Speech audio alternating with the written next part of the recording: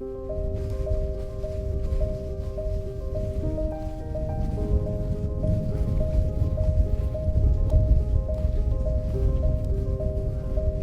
got a 2-week window to reach the North Pole, so we need to hit the ground running. The North Pole, who would have thought? The North Pole? Ordinary women doing something absolutely extraordinary. Bringing a load of women to the desert for a polar expedition. It gets more bizarre by the minute.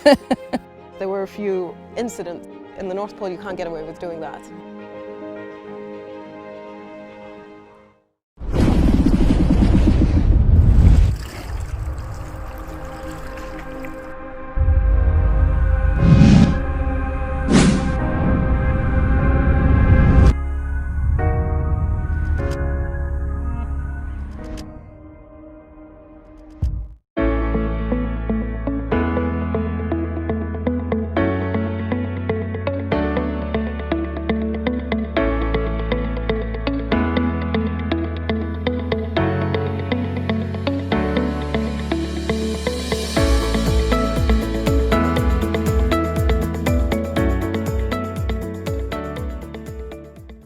My journey to the North Pole started in April 2018 when we set foot on ice, but it really started a lot earlier, in 2016.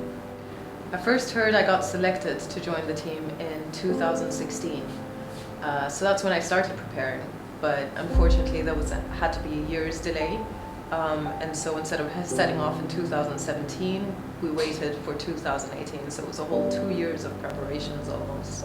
What inspired me to go to the North Pole actually were the young people that I work with. I work at Outward Bound, where we take young people into the outdoors, the mountains, the desert, and put them through challenging situations so they realize their true potential. I thought I would put my money where my mouth is and take myself on such a journey and see if I am able to do it. Was I ever scared in the North Pole? I was always scared of the North Pole. No, there was plenty to be scared of. There was the fright of polar bears constantly being attacked. You had zero visibility, so you wouldn't know where it was coming from, constantly having to look around, look behind your shoulders. There was the threat of falling through the ice into the seawater, freezing seawater, so there was that. Or just freezing yourself from the cold. So there were constant fears, but what stopped me from feeling the fear and enjoying the moment, I suppose, must have been all the training, the preparation we put into it, knowing that if such a scenario was to happen, there's always a way out. My funniest moment at the North Pole, I don't know if I should give you the censored version, but I'll give you the short version. It was going out to the toilet, let's say. Nobody warns you that everything freezes, even your insides. So funny now in retrospect, but it wasn't funny at the moment. But the fear of having frostbite in your nether regions, not so funny. What's the greatest lesson I've learned from this? It's hard to say. There are many lessons, but I would say the most was how humbled I was from this entire experience. From how humbled I was from being outdoors in the middle of the ocean and no one around but your teammates who you had to rely on entirely. How humbled I was by being out in nature and just completely vulnerable to it. But more so how humbled I was by the people who inspired me, the people who believed in me even when sometimes I didn't. And that was the thought that actually kept me going when everything got tough.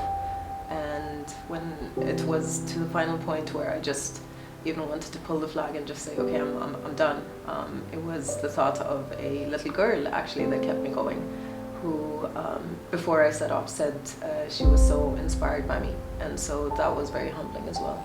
I love challenges. They make me feel alive. They make me feel like I'm human. I look for always the next challenge, the next harder challenge, just to feel alive. My most memorable adventure, I think it would have to be when I quit my job and I packed everything I owned in a little backpack, a 60-liter backpack, and decided to leave the life that I know and and travel Europe. And so I did for a few months. I think it must have been about 8 months, lost in time. But over there, it was one of those trips where you just, anything that comes to your mind, you do it. So be it paragliding, be it horse riding, be it whatever it was. I was there trying new things, and that was the adventure of a lifetime. My message to all the women out there, you don't need to fit in any type of box. You fit in the box that you create for yourself. My message to everybody out there is don't make a box for yourself. There's no limits to what you can achieve, so just give it a shot. What's the worst that could happen? You fail. You try again. Yalla go.